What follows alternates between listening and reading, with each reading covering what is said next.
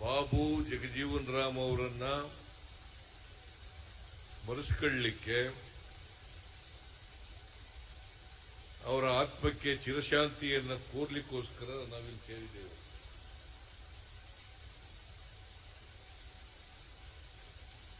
ಇವತ್ತು ವಿಧಾನಸೌಧದ ಮುಂಭಾಗದಲ್ಲಿ ಬಾಬು ಜಗಜೀವನ್ ರಾಮ್ ಅವರ ಜನ್ಮದಿನೋತ್ಸವವನ್ನು ಆಚರಣೆ ಮಾಡ್ತಾ ಇರ್ತಕ್ಕಂಥದ್ದು ವಿಶೇಷ ಅಂತೇಳಿ ನಾನು ಭಾವಿಸ್ಕೊಂಡಿದ್ದೇನೆ. ಇದನ್ನ ಏರ್ಪಾಡು ಮಾಡಿದಂಥ ಸಮಾಜ ಕಲ್ಯಾಣ ಇಲಾಖೆಯ ಸಚಿವರಿಗೆ ಮತ್ತು ಅವರೆಲ್ಲ ಸಿಬ್ಬಂದಿಯವರಿಗೆ, ಅಧಿಕಾರಿಗಳಿಗೆ ಧನ್ಯವಾದಗಳನ್ನು ಹೇಳಲಿಕ್ಕೆ ಬಯಸ್ತಾ ಇದ್ದೇನೆ. ಬಾಬು ಜಗಜೀವನ್ ರಾಮ್ ಅವರು ಈ ದೇಶ ಕಂಡಂತ ದೇಶ ಪ್ರೇಮಿ, ಸ್ವಾತಂತ್ರ್ಯ ಪ್ರೇಮಿ, ಸಾಮಾಜಿಕ ನ್ಯಾಯ ಎಲ್ಲರಿಗೂ ಸಿಗಬೇಕು ಅಂತೇಳಿ ಬಯಸಿದಂಥವ್ರು. ಸಾಮಾಜಿಕ ನ್ಯಾಯ ಅಂತಂದ್ರೆ ಸಮಾನ ಅವಕಾಶಗಳು ಸಿಗ್ತಕ್ಕಂಥದ್ದು. ನಮ್ಮ ಜಾತಿ ವ್ಯವಸ್ಥೆಯ ಕಾರಣಕ್ಕೋಸ್ಕರ ಸಮಾಜದಲ್ಲಿ ಅಸಮಾನತೆ ನಿರ್ಮಾಣ ಆಗ್ಬಿಟ್ಟಿದೆ. ಅದಕ್ಕೆ ಅವರು ಹೇಳಿದ್ರು, ಎಲ್ಲಿವರೆಗೆ ಈ ಅಸಮಾನತೆ ಇರ್ತದೆ ಅಲ್ಲಿವರೆಗೂ ಕೂಡ, ಎಲ್ಲಿವರೆಗೆ ಜಾತಿ ವ್ಯವಸ್ಥೆ ಇರ್ತದೆ ಅಲ್ಲಿವರೆಗೆ ಮೀಸಲಾತಿ ಇರಬೇಕು ಅಂತಕ್ಕಂಥದನ್ನ ಪ್ರತಿಪಾದನೆಯನ್ನ ಮಾಡೋದು. ಎಲ್ರಿಗೂ ಸಮಾನತೆ ಸಿಕ್ಕಿದಾಗ ಮಾತ್ರ ಮೀಸಲಾತಿ ಬೇಕಾಗಲ್ಲ. ಸಮಾನತೆ ಸಿಕ್ಕದೇನೆ ಮೀಸಲಾತಿ ಹೋಗ್ಬೇಕು ಅಂತ ಹೇಳಿದ್ರೆ, ಈಗ ಯಾರು ಹೋಗ್ಬೇಕು ಅಂತ ಹೇಳಲ್ಲ, ಮೀಸಲಾತಿ ಹೋಗ್ಬೇಕು ಅಂತ ಯಾರು ಹೇಳಲ್ಲ. ಯಾಕಂದ್ರೆ ಎಲ್ಲರಿಗೂ ಸಿಕ್ಬಿಟ್ಟದೆ ಮೀಸಲಾತಿ. ಯಾಕಂತಂದ್ರೆ ಈ ನರೇಂದ್ರ ಮೋದಿ ಅವರು ಪ್ರಧಾನಮಂತ್ರಿ ಆದ್ಮೇಲೆ ಎಕನಾಮಿಕಲಿ ವೀಕರ್ ಸೆಕ್ಷನ್ಸ್ಗೆ ಕೊಡ್ತೀವಿ ಅಂತ ಹೇಳಿದ ಮೇಲೆ 10% ಮೀಸಲಾತಿ ಕೊಟ್ಬಿಟ್ಟ ಮೇಲೆ ಎಲ್ರಿಗೂ ಸಿಕ್ಕೋಯ್ತು. ಚಪ್ಪಾಳೆ ತಟ್ಟಬೇಕು ಹೋಗ್ಬಿಡಿ, ಯಾಕಂದ್ರೆ ಇದೊಂದು ಅಲಿಗೇಷನ್ ಅಂತ ತಿಳ್ಕೊಂಡ್ಬಿಡ್ತಾರೆ. ನೀವು ಮಾಡಿದ್ರೆ ತಪ್ಪು ತಿಳ್ಕೊಳ್ಳಲ್ಲ, ನಾನ್ ಮಾಡಿದ್ರೆ ತಪ್ಪು ತಿಳ್ಕೊತಾರೆ. ಅದಕ್ಕೋಸ್ಕರ ಈಗ ಮೀಸಲಾತಿ ವಿರೋಧ ಮಾಡೋರು ಯಾರೂ ಇಲ್ಲ. ಯಾಕಂದ್ರೆ ಎಲ್ರಿಗೂ ಮೀಸಲಾತಿ ವಿರೋಧ ಮಾಡೋರ್ಗೂ ಸಿಕ್ಬಿಟ್ಟದೆ ಮೀಸಲಾತಿ. ಸುಪ್ರೀಂ ಕೋರ್ಟ್ನವರು ಕೂಡ ನನಗೆ ಒಪ್ಕೊಂಡ್ಬಿಟ್ಟಿದ್ದಾರೆ. ಸೊ ಹಂಗಾಗಿ ಮೀಸಲಾತಿ ಬಗ್ಗೆ ವಿರೋಧ ಮಾಡೋರು ಯಾರು ಇರ್ಲಿಕ್ಕೆ ಸಾಧ್ಯ ಇಲ್ಲ.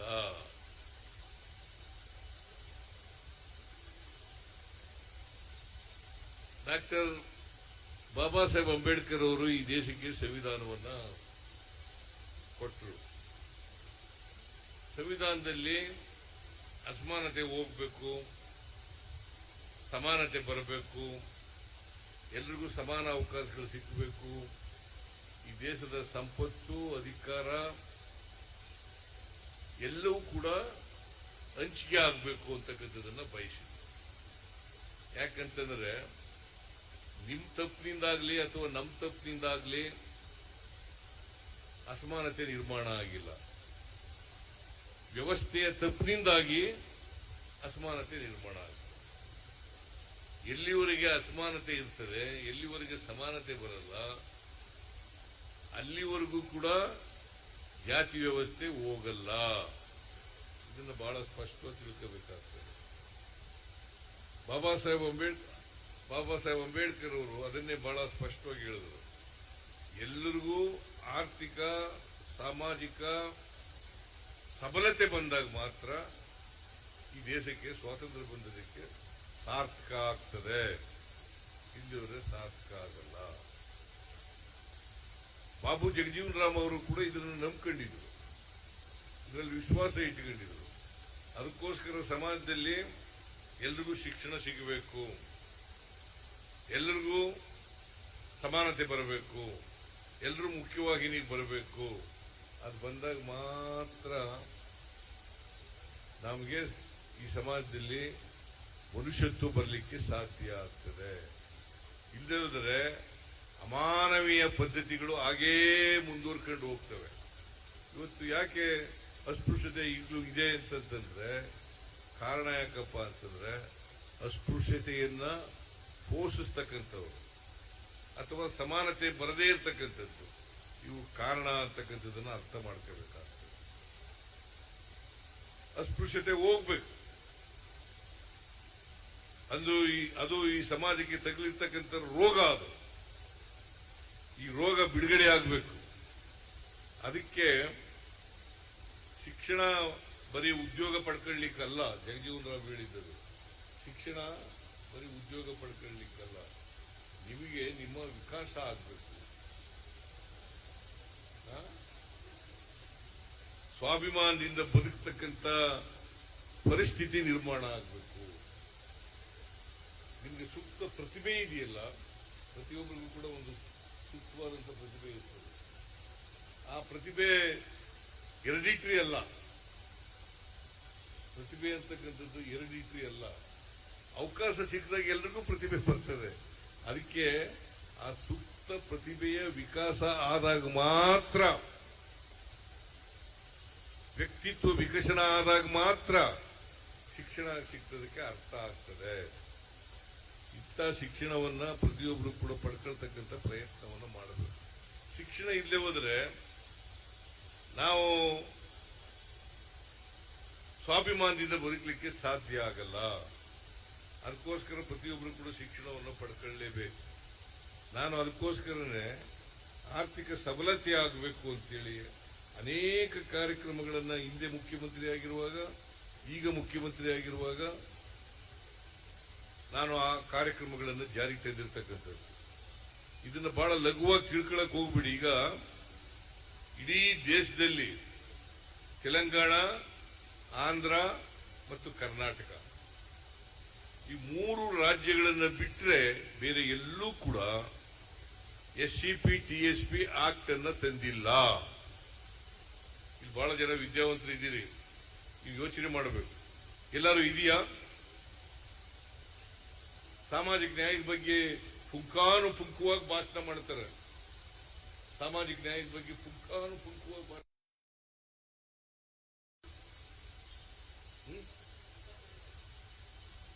ಮಾತಲ್ಲಿ ಮಾತ್ರ ಭಾಷಣ ಮಾಡಿದ್ರೆ ಆಗೋದಿಲ್ಲ, ಕ್ರಿಯೆನಲ್ಲಿ ಇರಬೇಕು. ಇವತ್ತು ಮೊದಲನೇ ಬಾರಿಗೆ ನಾನು ಹಿಂದೆ ಮುಖ್ಯಮಂತ್ರಿ ಆಗಿರುವಾಗ ಕಾಂಟ್ರಾಕ್ಟ್ ಅಲ್ಲಿ ರಿಸರ್ವೇಶನ್ ಮಾಡಿದವರು ಯಾರು? ಈಗ 50 ಲಕ್ಷ ಇದನ್ನು 1 ಕೋಟಿ ಮಾಡಿ 2 ಕೋಟಿ ಮಾಡಿರೋರು ಯಾರು? ಮತ್ತೆ ಅದನ್ನು ಹೇಳ್ಬೇಕಲ್ವಾ? ಬೇರೆ ಒತ್ತಾಯ ಮಾಡಬೇಕಲ್ವಾ? ಒತ್ತಾಯ ಮಾಡಿದ್ರೆ ಹೆಂಗೆ? ಈಗ ನೀವು ಒತ್ತಾಯ ಮಾಡದೆ ಹೋದ್ರೆ ನಿಮಗೆ ಲಭಿಸೋದಿಲ್ಲ. ಕೈಗಾರಿಕೋದ್ಯಮಿಗಳಿಗೆ ಸಹಾಯ ಮಾಡಲಿಕ್ಕೆ ಪ್ರಯತ್ನ ಮಾಡಿದವರು ಯಾರು? ದಲಿತರು ಕೂಡ ಕೈಗಾರಿಕೆಗಳನ್ನು ಮಾಡಬೇಕು. ಮತ್ತೆ ಆರ್ಥಿಕ ಸಮಾನತೆ ಸುಮ್ಮನೆ ಬಂದ್ಬಿಡ್ತದ? ಆರ್ಥಿಕ ಸಬಲತೆ ಸುಮ್ಮನೆ ಬರ್ತದ? ಅದಕ್ಕೆ ನಾನು ಅನೇಕ ಕಾರ್ಯಕ್ರಮಗಳನ್ನು ಇವತ್ತು ಶಕ್ತಿ ಯೋಜನೆ ಮಾಡಿರ್ತಕ್ಕಂಥದ್ದು ಇರ್ಬೋದು, ಗೃಹಲಕ್ಷ್ಮಿ ಯೋಜನೆ ಮಾಡಿರ್ತಕ್ಕಂಥದ್ದು ಇರ್ಬೋದು, ಆಮೇಲೆ ಅನ್ನಭಾಗ್ಯ ಮಾಡಿರ್ತಕ್ಕಂಥದ್ದು ಇರ್ಬೋದು, ಯುವ ನಿಧಿ ಮಾಡಿರ್ತಕ್ಕಂಥದ್ದು ಇರ್ಬೋದು, ಆಮೇಲೆ ಗೃಹ ಜ್ಯೋತಿ ಮಾಡಿರ್ತಕ್ಕಂಥ ಕಾರ್ಯಕ್ರಮ ಯಾಕೆ ಮಾಡಿದ್ದೀನಿ ಅಂತಂದ್ರೆ ನಿಮ್ ಕೈನಲ್ಲಿ ಹಣ ಬರಬೇಕು. ಈಗ ಹಣ ಇಲ್ಲದೆ ಹೋದ್ರೆ ಕೊಂಡ್ಕೊಳ್ತಕ್ಕಂಥ ಶಕ್ತಿ ಹೆಂಗ್ ಬರ್ತದೆ? ಯಾರಿಗಾದ್ರೂ ಕೊಂಡ್ಕೊಳ್ತಕ್ಕಂಥ ಶಕ್ತಿ ಇರ್ಬೇಕಲ್ಲಪ್ಪ. ನಾನು ಹಳ್ಳಿಯಿಂದ ಬಂದವನು. ನಮ್ಮ ಹಳ್ಳಿನಲ್ಲಿ ನೋಡ್ತಾ ಇದ್ದೆ, ಒಂದು ದಿನಕ್ಕೆ ಒಂದೇ ಹೊತ್ತು ಊಟ ಮಾಡ್ತಾ ಇದ್ದು ಕಾರ್ಮಿಕರು, ಒಂದು ಹೊತ್ತು ಮಾತ್ರ ಊಟ ಮಾಡ್ತಿದ್ರು. ಈಗ ಅದಕ್ಕೆ ನಾನು ಎಲ್ಲರೂ ಕೂಡ 2 ಹೊತ್ತು ಊಟ ಮಾಡಲೇಬೇಕು ಅಂತೇಳಿ ಅನ್ನಭಾಗ್ಯ ಕಾರ್ಯಕ್ರಮವನ್ನು ಜಾರಿ ತಗೊಂಡು ನಾವೆಲ್ಲ ಹಳ್ಳಿನಲ್ಲಿ ಅನ್ನ ಉಣ್ತಿದ್ದು ಹಬ್ಬಗಳು ಬಂದ್ರೆ, ಜಾತ್ರೆ ಬಂದ್ರೆ, ನೆಂಟರು ಬಂದ್ರೆ ಮಾತ್ರ. ಇಲ್ಲರ ಅನ್ನನೇ ಇಲ್ಲ ನಮಗೆ. ಐ ಡೋಂಟ್ ನೋ ಇಲ್ಲಿ ಎಷ್ಟು ಜನ ಇದ್ದಾರೆ ಗೊತ್ತಿಲ್ಲ ನನಗೆ. ಅನ್ನ ನನಗೇನೆ ನಮ್ಮ ಮನೇಲಿ ಅನ್ನ ಮಾಡ್ತಿದ್ದದು. ನೆಂಟರು ಬಂದ್ರೆ, ಹಬ್ಬ ಮಾಡಿದ್ರೆ, ಜಾತ್ರೆ ಮಾಡಿದ್ರೆ ಆಗ ಮಾತ್ರ ಅನ್ನ ಉಣಿಯು. ಇಲ್ಲದೆ ಹೋದ್ರೆ ರಾಗಿ ಮುದ್ದೆ, ಜೋಳದ ಮುದ್ದೆ. ನಿಮ್ ಕಡೆ ರೊಟ್ಟಿ ಇರ್ರಿ ಸಾಗರ್ ತಿನ್ಬೇಕಾಗಿತ್ತು. ಅನ್ನ ಸಿಗ್ತಾನೆ ಇರ್ಲಿಲ್ಲ ನಮಗೆ. ನಾನು ಕಣ್ಣಾರೆ ಕಂಡದ್ದು ಪಾಪ ಬಡವ್ರ ಮನೆಯಲ್ಲಿ, ಈ ಕೂಲಿ ಮಾಡೋರ ಮನೆಯಲ್ಲಿ ಅವರು ಅನ್ನ ಮಾಡ್ತಿರ್ಲಿಲ್ಲ. ಅನ್ನ ಮಾಡೋರ್ ಮನೆ ಮುಂದೆ ಹೋಗಿ ಒಂದು ತುತ್ತು ಅನ್ನಕ್ಕೆ ಮಕ್ಕಳಿಗೆ ಕಾಯಿಲೆ ಬಂದ್ರೆ ಅನ್ನ ತಿನ್ನಿಸ್ಬೇಕು ಅನ್ನೋದು ಆಗ ಪದ್ಧತಿ. ಈಗ ಮುದ್ದೆನೂ ತಿನ್ಬೋದು ಅಂತ ಇಟ್ಕೊಳ್ಳೋಣ ಕಾಯಿಲೆ ಬಂದ್ರೆ. ಯಾಕಂದ್ರೆ ಜೀರ್ಣ ಆಗಲ್ಲ, ಅನ್ನ ಆದ್ರೆ ಸುಲಭವಾಗಿ ಜೀರ್ಣ ಆಯ್ತದೆ ಅಂತೇಳಿ ಅನ್ನ ತಿನ್ನಿಸ್ಲಿಕ್ಕೆ ಕರೆಕ್ಟ್ ಬರೋರು. ನಾನು ಅದನ್ನ ಕಣ್ಣಾರೆ ನೋಡಿದ್ದೆ. ಅದಕ್ಕೋಸ್ಕರ ನಾನೇ ಅಧಿಕಾರಕ್ಕೆ ಬಂದಾಗ ಯಾರು ಕೂಡ ಹಸಿದು ಮಲಗಬಾರದು, ಎಲ್ರೂ 2 ಹೊತ್ತು ಊಟ ಮಾಡಲೇಬೇಕು. ಬಡವ ಆಗ್ಲಿ ಬಲ್ಲಿದಾಗ್ಲಿ, ಬಲ್ಲಿದ್ರೆ ಇಲ್ವೇ ಇಲ್ಲ ಬಿಡಿ, ಯಾರು ಕೂಲಿ ಮಾಡ್ತಾರ ಅವ್ರು ಮಾತ್ರ ಅನ್ನ ಉಣ್ಣವ್ರು. ಈಗ ಬಲ್ಲಿದ್ರೆಲ್ಲ ಕಾಯಿಲೆಗಳು ಬಂದ್ಬಿಟ್ಟು ಬೇರೆ ಬೇರೆ ಬಹುತೇಕ ಜನ ಕಾಯಿಲೆ ಬಂದ್ಬಿಟ್ಟಿದ್ದಾವೆ. ಈಗ ನನಗೆ ಶುಗರ್ ಕಾಯಿಲೆ ಬಂದ್ಬಿಟ್ಟಿದೆ. ಈಗ ನಾನು ಚಪಾತಿ ತಿಂತೀನಿ, ಅನ್ನನೇ ತಿನ್ನೋದಿಲ್ಲ, ಬಿಟ್ಬಿಟ್ಟಿದ್ದೀನಿ. ಈಗ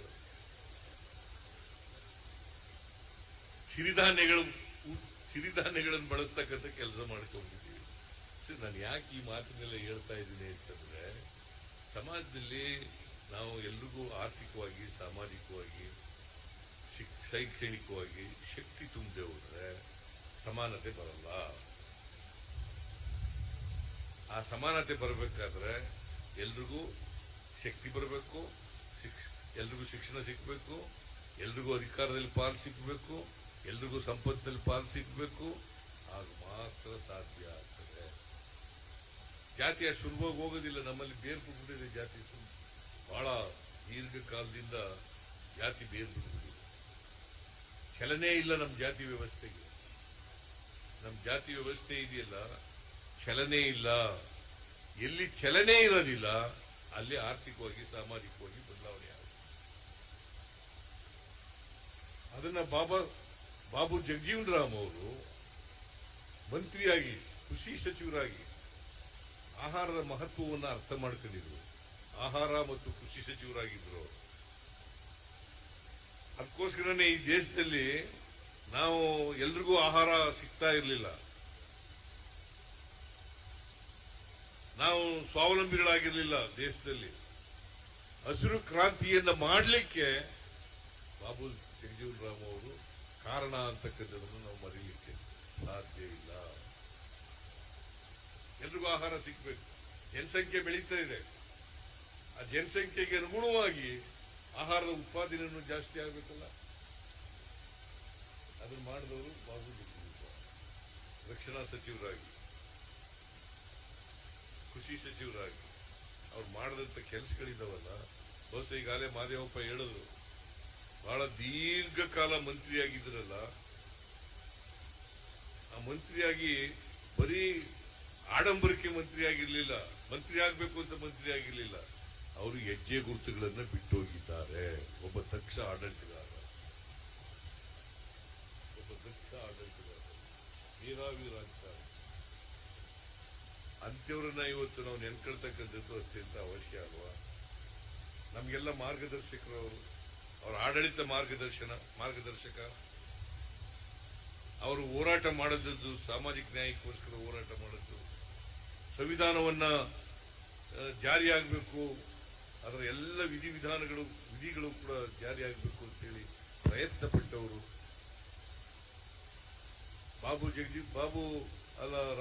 ಇವರು ಅಂಬೇಡ್ಕರ್ ಅವರು ಸಂವಿಧಾನ ಬರ್ಕೊಟ್ರು. ಆದ್ರೆ ಇವರು ದೀರ್ಘಕಾಲ ಅಧಿಕಾರದಲ್ಲಿದ್ದರಲ್ಲ, ಅಧಿಕಾರದಲ್ಲಿ ಇದು ಸಂವಿಧಾನ ಜಾರಿಯಾಗಲಿಕ್ಕೆ ಪ್ರಯತ್ನವನ್ನು ಪಟ್ಟರು. ಅದರಿಂದ ಇಂಥ ಮಹಾನ್ ವ್ಯಕ್ತಿ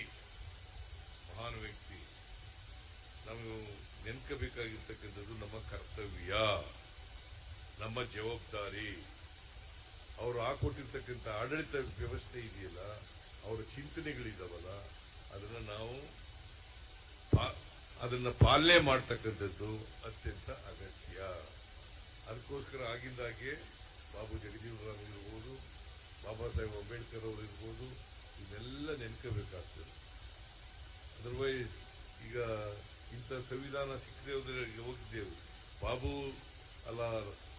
ಬಾಬಾ ಸಾಹೇಬ್ ಅಂಬೇಡ್ಕರ್ ಅವರು ಸಂವಿಧಾನ ರಚನೆ ಮಾಡ್ತಕ್ಕಂಥ ಸಮಿತಿಯ ಅಧ್ಯಕ್ಷರಾಗದೆ ಹೋಗಿದ್ರೆ ಇಂಥ ಸಂವಿಧಾನ ಬರಲಿಕ್ಕೆ ಸಾಧ್ಯ.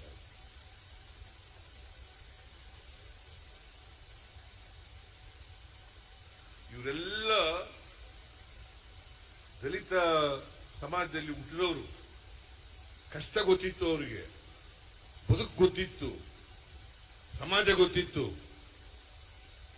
ಅದಕ್ಕಾಗಿ ಅವರು ಅದನ್ನ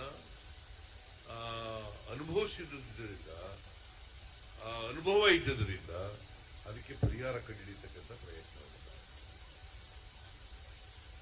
ಈ ಪರಿಹಾರ ಕಂಡುಹಿಡಿತಕ್ಕಂಥ ಪ್ರಯತ್ನ ಮಾಡದೆ ಹೋಗಿದ್ರೆ ಇವತ್ತು ನಾವ್ಯಾರು ಕೂಡ ಶಿಕ್ಷಣ ಪಡ್ಕೊಳ್ಳಿಕ್ಕೆ ಆಗ್ತಾ ಇಲ್ಲ, ನಾವ್ಯಾರು ಕೂಡ ರಾಜಕಾರಣಿಗಳಾಗಲಿಕ್ಕೆ ಆಗ್ತಾ ಇಲ್ಲ, ನಾವ್ಯಾರು ಕೂಡ ಮುಖ್ಯಮಂತ್ರಿಗಳಾಗಲಿಕ್ಕೆ ಸಾಧ್ಯ ಆಯ್ತಿಲ್ಲ. ಇದನ್ನೆಲ್ಲ ನಾವು ಅರ್ಥ ಮಾಡ್ಕೋಬೇಕಾಗ್ತದೆ. ಅದಕ್ಕೋಸ್ಕರ ಬಾಬು ಜಗಜೀವನರಾಮ್ ಅವ್ರನ್ನ ನೆನ್ಕೊಳ್ತಕ್ಕಂಥ ಪ್ರಯತ್ನವನ್ನು ಮಾಡೋಣ. ಮತ್ತೆ ಅವರು ಹಾಕೊಟ್ಟಿರ್ತಕ್ಕಂಥ ದಾರಿನಲ್ಲಿ ನಡೀಲಿಕ್ಕೆ ಪ್ರಯತ್ನ.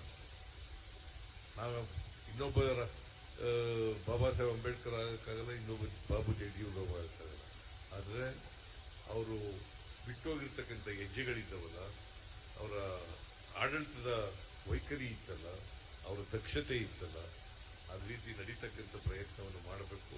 ಮತ್ತು ಯಾರಿಗೋಸ್ಕರ ಚಿಂತನೆ ಮಾಡ್ತಾ ಇದ್ದ ಕಟ್ಟ ಕಡೆಯ ಮನುಷ್ಯ, ಅವನಿಗೂ ನ್ಯಾಯ ಸಿಗಬೇಕು ಅಂತ ಚಿಂತನೆ ಮಾಡ್ತಾ ಇದ್ರಲ್ಲ, ಅಂತ ಚಿಂತನೆಗಳನ್ನು ನಾವು ಕೂಡ ಅಳವಡಿಸತಕ್ಕಂಥ ಪ್ರಯತ್ನವನ್ನ ಮಾಡದೆ ಅಂಬೇಡ್ಕರ್ ಅವರಿಗೆ, ಬಾಬು ಜಗಜೀವನರಾಮ್ ಅವರಿಗೆ ಸಲ್ಲಿಸ್ತಕ್ಕಂಥ ಗೌರವ ಅಂತಕ್ಕಂಥ ಮಾತುಗಳನ್ನು ಹೇಳಲಿಕ್ಕೆ. ಮತ್ತೆ ಇದೇ ಸಂದರ್ಭದಲ್ಲಿ ಇವತ್ತು ಬಾಬು ಜಗಜೀವನರಾಮ್ ಅವರ ಪ್ರಶಸ್ತಿಗಳನ್ನ ಕೊಟ್ಟಿದ್ದೀರಿ.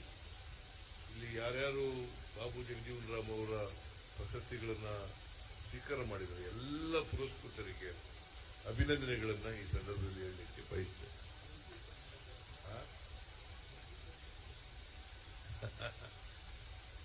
ಮುನಿಯಪ್ಪನವರು, ನಾನು ಈಗಾಗಲೇ ಈ ಒಳ ಮೀಸಲಾತಿ ಅಂತ ಇದೆಯಲ್ಲ, ಒಳ ಮೀಸಲಾತಿ ಬಗ್ಗೆ ಈಗಾಗಲೇ ಒಂದು ಆಯೋಗವನ್ನ ರಚನೆ ಮಾಡಿದ್ದೀನಿ. ನಾಗಮೋಹನ್ ದಾಸ್ ಅವರು ಅದರ ಅಧ್ಯಕ್ಷರಾಗಿದ್ದಾರೆ. ಅವರು ಇಂಟ್ರೀಮ್ ರಿಪೋರ್ಟ್ ಅನ್ನ ಕೊಟ್ಟಿದ್ದಾರೆ.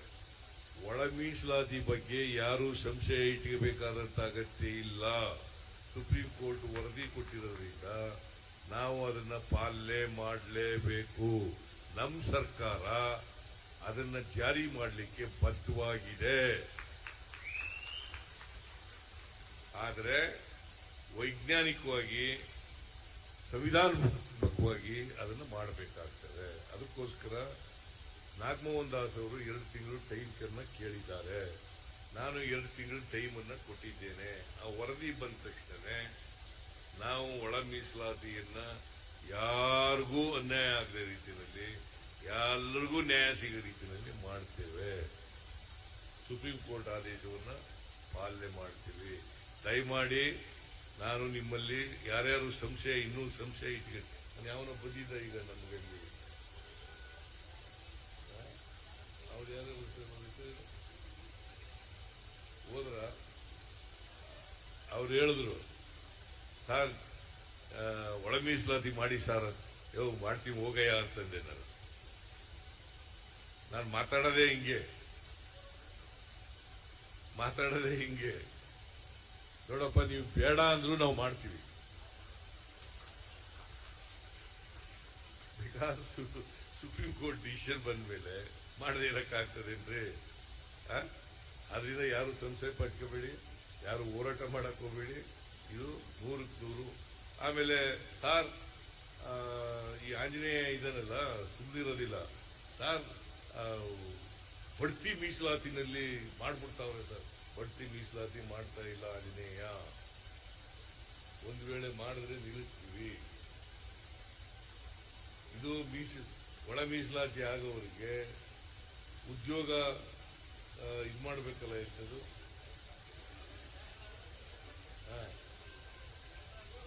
ಕೂಡಿ ಹೇಗೆ ಮುಂದೆ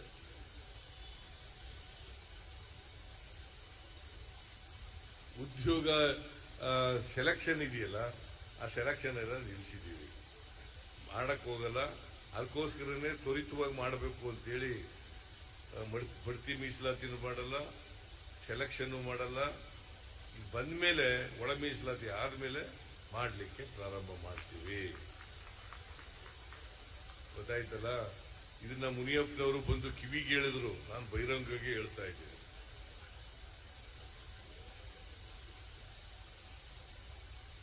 ಸೊ ಇಷ್ಟು ಹೇಳಿ ಬಾಬು ಜಗಜೀವನ್ ರಾಮ್ ಅವರಿಗೆ, ಅಂಬೇಡ್ಕರ್ ಅವರಿಗೆ ನನ್ನ ನಮನಗಳನ್ನ ಸಲ್ಲಿಸಿ ಅವರ ಆತ್ಮಕ್ಕೆ ಚಿರಶಾಂತಿ ದೊರಕಲಿ. ಅವರು ಯಾವಾಗಲೂ ಕೂಡ ನಮಗೆ ಸ್ಫೂರ್ತಿದಾಯಕರಾಗಿರಲಿ ಅಂತಕ್ಕಂಥ ಮಾತುಗಳನ್ನ ಹೇಳಿ ನನ್ನ ಮಾತನ್ನು ಮುಗಿಸ್ತೇನೆ.